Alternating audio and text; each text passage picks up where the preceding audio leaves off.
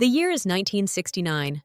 The world holds its breath, captivated by the Apollo 11 mission. Neil Armstrong and Buzz Aldrin are poised to make history, to take humanity's first steps on the moon, a monumental achievement for the United States, and indeed, for all mankind. It was a clear victory in the fierce space race against the Soviet Union, a potent symbol of American technological prowess and democratic triumph. But what if, in the final agonizing moments before touchdown, that triumph turned into a global tragedy? What if Apollo 11 ended not in glory, but in disaster?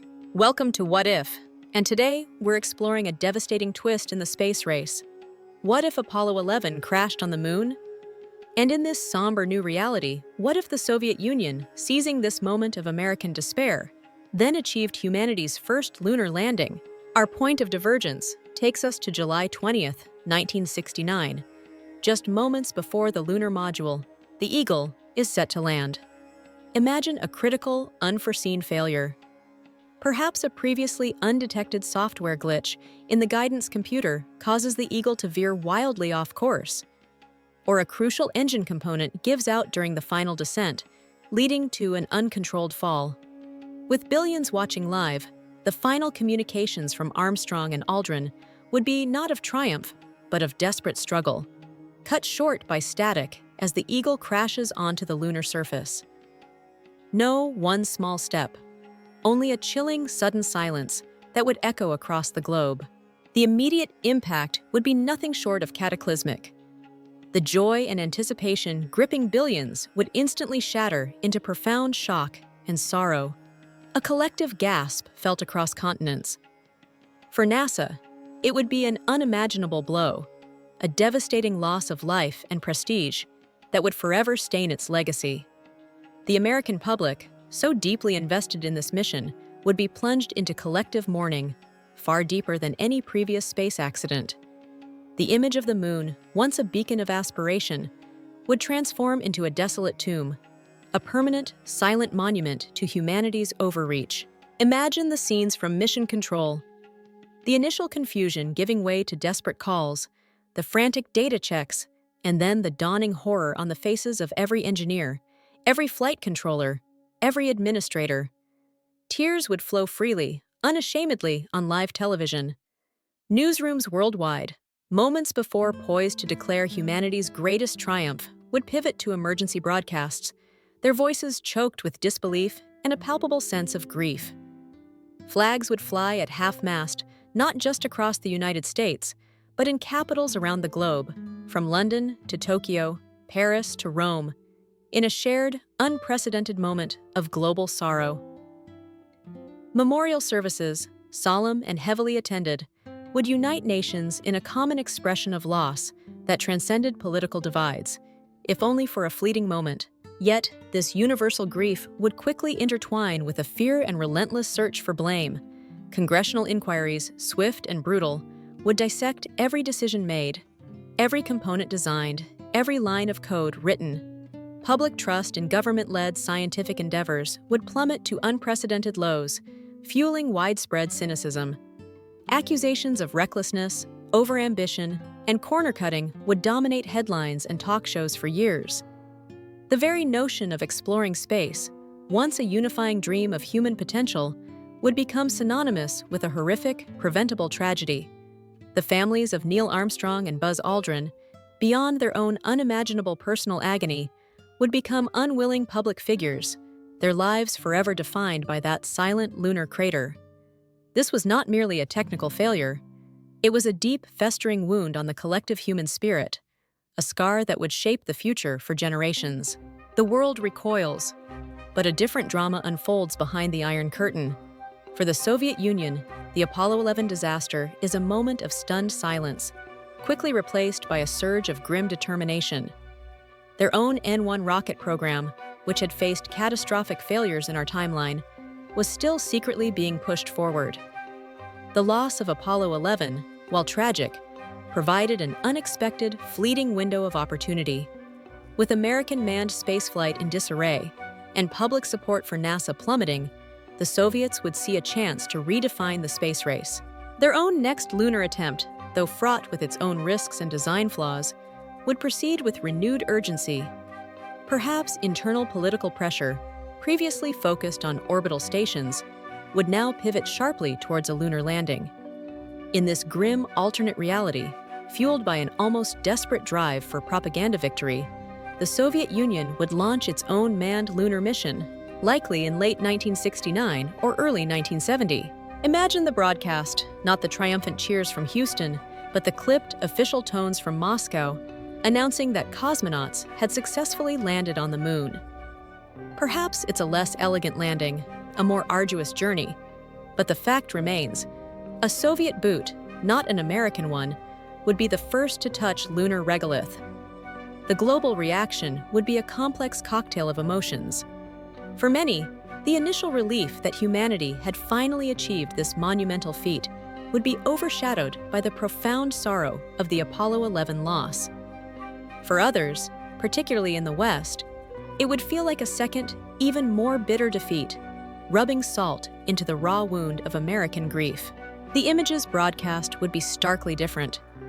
No triumphant golf swings or philosophical musings.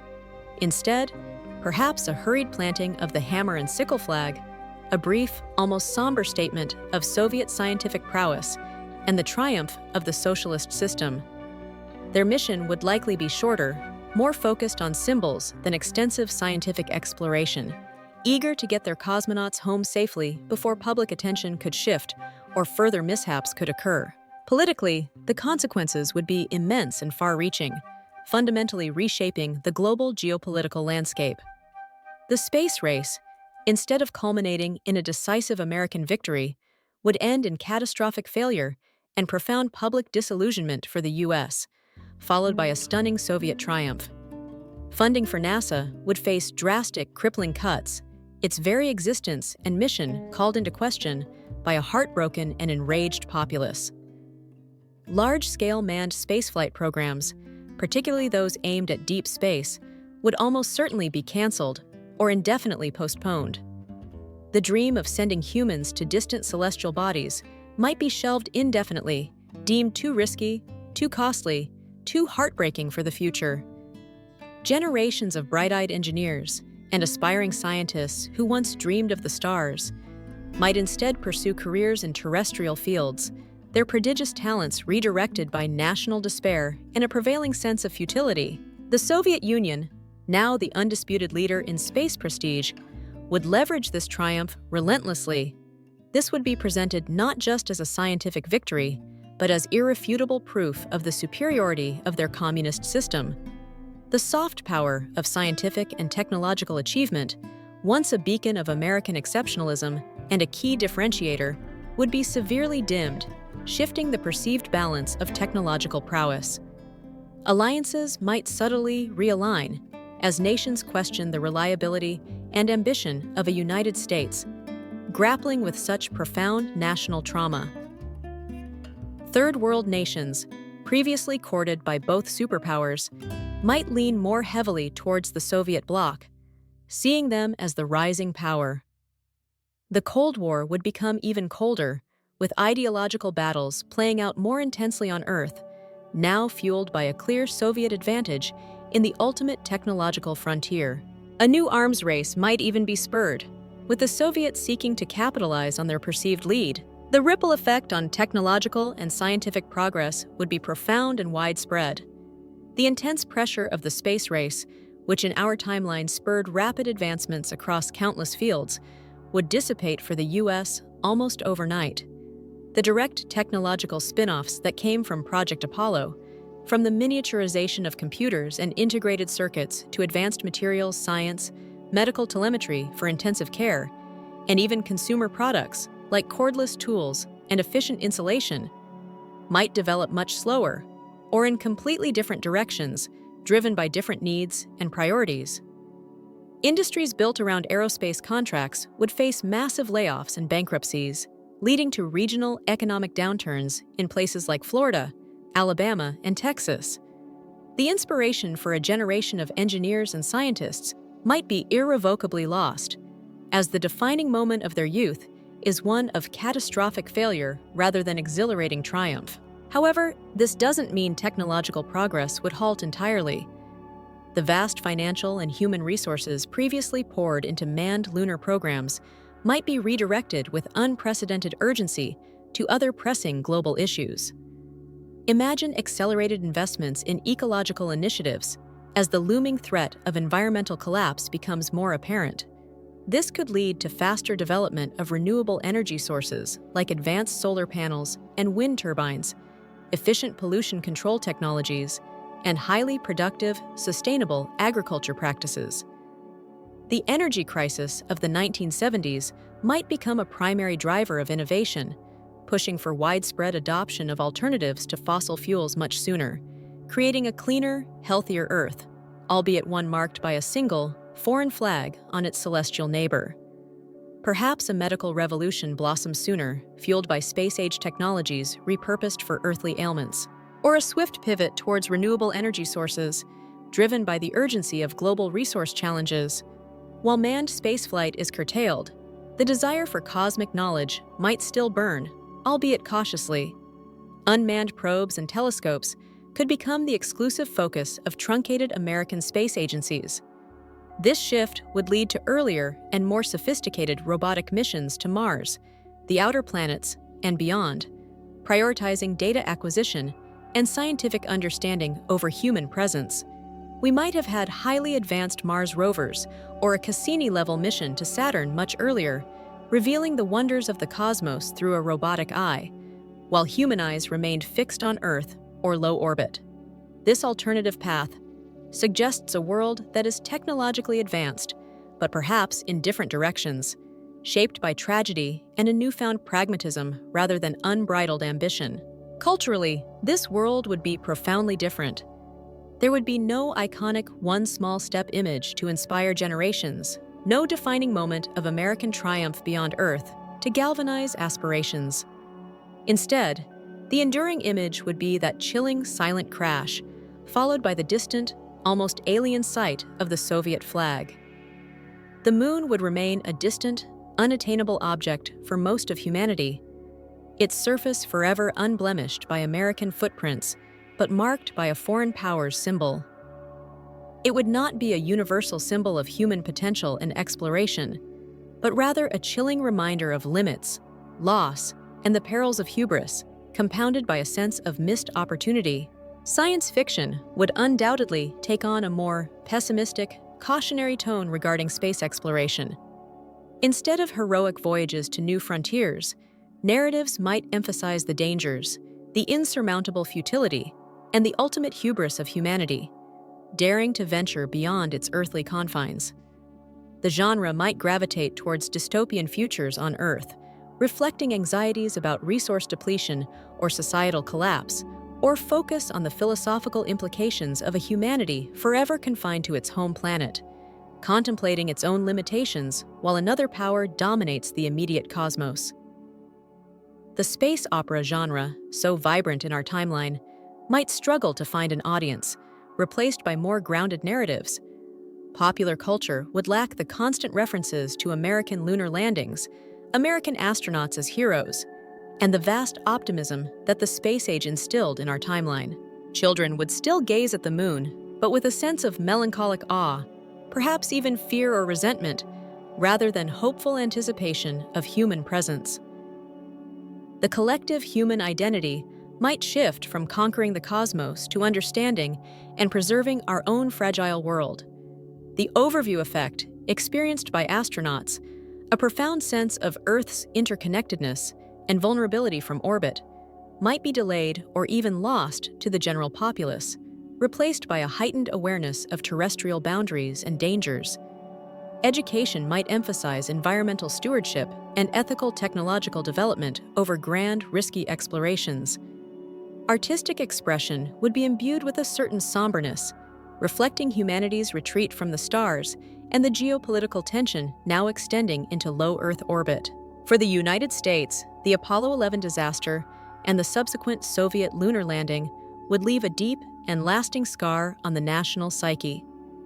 The buoyant optimism of the 1950s and early 1960s, a sense of limitless American ingenuity and destiny, would be profoundly shaken.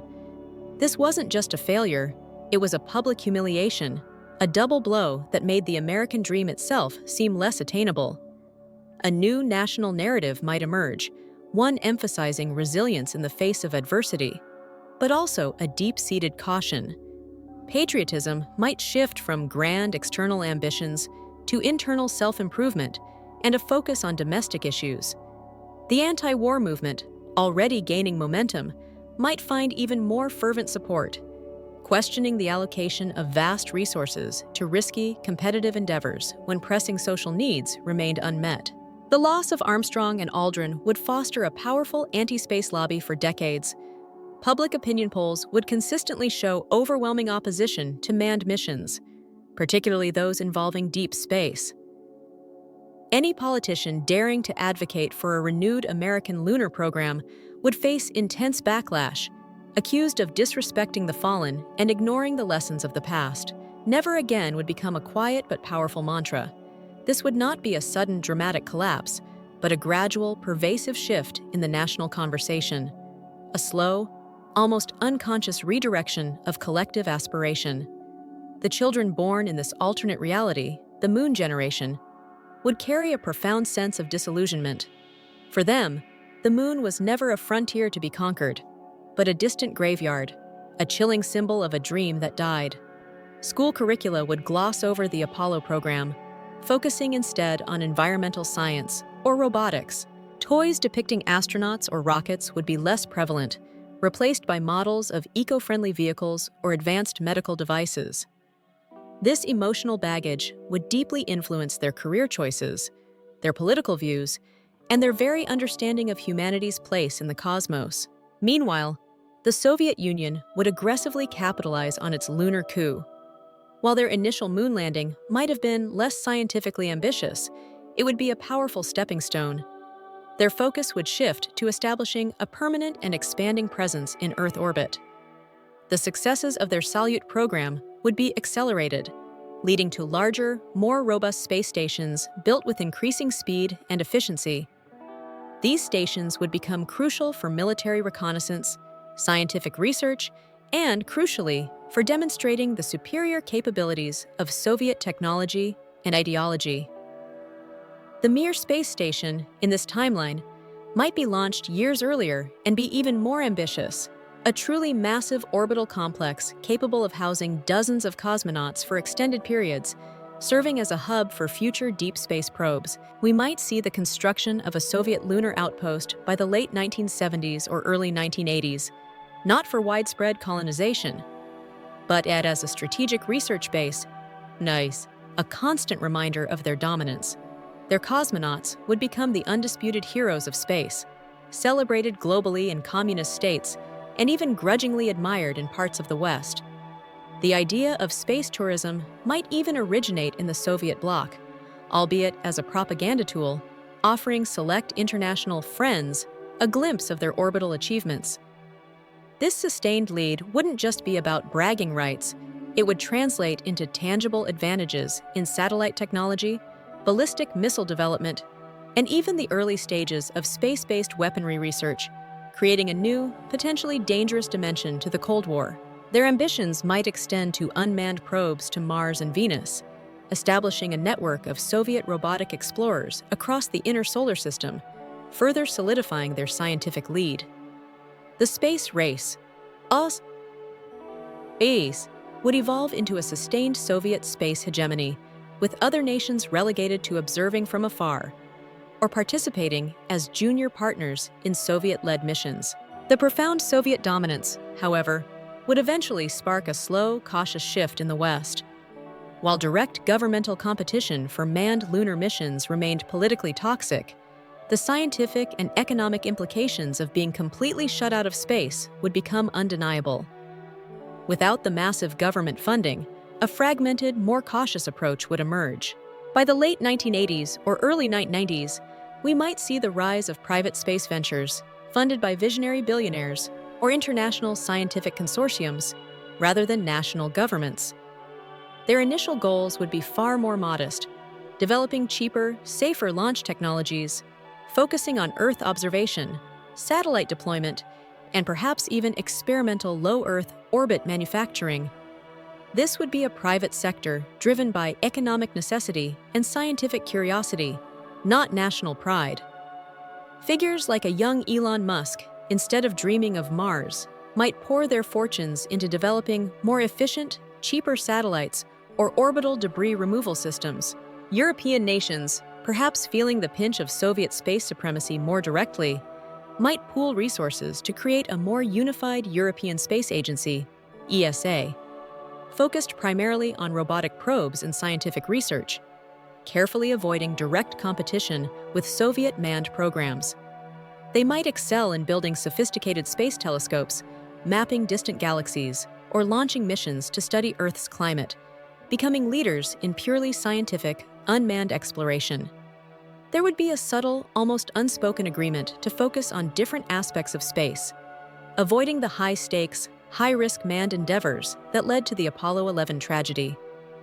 Lunar orbiters and Martian landers from ESA might slowly begin to chip away at Soviet scientific exclusivity, but human footsteps beyond Earth orbit would remain solely a Soviet achievement, making the Moon, in this timeline, forever a silent, somber monument to a past ambition and a testament to a world divided, even in its dreams. The altered space landscape wouldn't just affect space programs, it would send ripples through the entire geopolitical fabric. The Soviet Union, emboldened by its space victories, might adopt an even more assertive foreign policy. Their prestige would extend to areas like technology transfer, offering advanced satellite communication systems, or even space-based resource mapping to sympathetic nations, further cementing their global influence. This could accelerate the development of a Soviet-aligned technological bloc, separate from Western standards. For the United States, the strategic implications would be stark. Without a strong space program, their ability to project power and maintain surveillance might be compromised, leading to increased investment in traditional military capabilities and a more defensive posture. The US-European alliance might strain as European nations, pragmatic in their approach, seek to engage more with Soviet space technology for practical applications, creating subtle divisions within NATO. China, observing this new dynamic, might quietly accelerate its own indigenous space program, learning from both American failure and Soviet success, positioning itself as a potential third, independent space power for the distant future, a long-game strategy playing out over decades. The very concept of space security would take on a far more immediate and nationalistic tone, with each superpower viewing the other's orbital activities with extreme suspicion, leading to a silent, unseen competition for orbital high ground that would become the true space race of the late 20th century. Beyond the direct political and technological fallout, the profound events of 1969 would ignite deep philosophical and ethical debates that would reshape intellectual discourse for generations. The initial, near-universal belief in humanity's destiny among the stars would be replaced by a somber questioning of its right, and even its capability, to venture beyond its home world.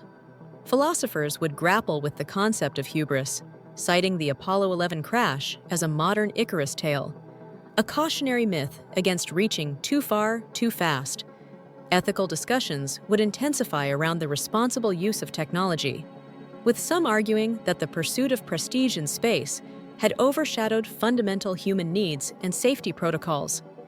Religious leaders might interpret the disaster as divine intervention, a sign that humanity was overstepping its bounds. New schools of thought would emerge, emphasizing terrestrial stewardship over cosmic ambition. The concept of spaceship Earth, while existing in our timeline, would gain immense traction and be reinterpreted, not as a launch pad to the stars, but as a fragile vessel that demands all of humanity's care and attention. Environmentalism, already a nascent movement, would gain unprecedented moral and political weight, becoming a dominant global ideology decades sooner. Public intellectuals would pivot from discussing the next frontier to debating the sustainability of life on Earth, leading to accelerated movements for population control, resource conservation, and international cooperation on ecological issues. The very definition of progress would be reevaluated, shifting from technological conquest to harmonious coexistence with nature. This profound shift in worldview would impact everything from education and urban planning to consumer behavior and international law. Despite the shadow of the Apollo 11 disaster and the enduring Soviet lunar flag, the human spirit's innate curiosity about the cosmos might not be entirely extinguished. Decades later, perhaps in the mid-21st century, a new generation emerges, one less burdened by the direct memory of the crash, yet still aware of the moon's grim history. Fueled by advancements in Earth-based resource management and environmental restoration, they might begin to look skyward again, not with the aggressive, competitive fervor of the original space race, but with a more cautious, collaborative, and perhaps even spiritual motivation. This reawakened interest might manifest in truly international, non-governmental initiatives, focusing on shared scientific goals or even ethical resource utilization in space. Perhaps a consortium of universities or a global environmental organization spearheads a mission to study lunar ice for scientific purposes, carefully avoiding any political claims. Or maybe independent research groups, using advanced robotics and AI developed from terrestrial applications, quietly begin to explore the possibility of asteroid mining, driven by economic promise rather than national prestige. The moon, in this distant future, might still be a symbol of loss, but perhaps also of resilience, a place where humanity stumbled, learned, and eventually, after a long reflective pause, chose to look upwards once more, with a different purpose, and a profound respect for the vast, unforgiving emptiness that claimed its first bold explorers. The silent crater on the moon, once a symbol of American failure, and the nearby Soviet flag, a testament to their victory, might eventually become historical markers, perhaps even part of a designated lunar heritage park, if humanity ever unites enough to consider such a thing. The dream of space exploration, though forever altered, would continue, redefined by tragedy, pragmatism, and a deeper understanding of humanity's place in the universe.